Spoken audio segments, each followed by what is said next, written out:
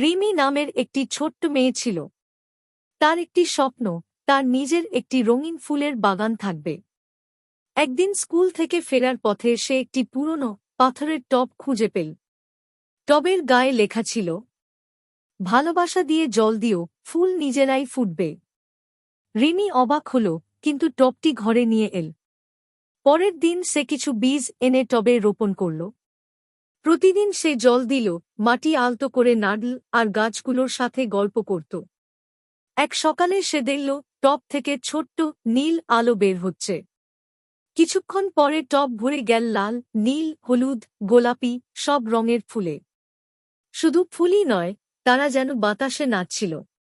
ফুলগুলো রিমির হাত ছুঁয়ে বলল, তুমি যত্ন করেছ, তাই আমরা ফুটেছি। রিমি সেই জাদুর ফুলবাগানটি গ্রামের সবাইকে দেখাল। সবাই অবাক হয়ে বলল, ভালোবাসা দিলে যে কোনো জিনিসেই জাদু জন্মায়।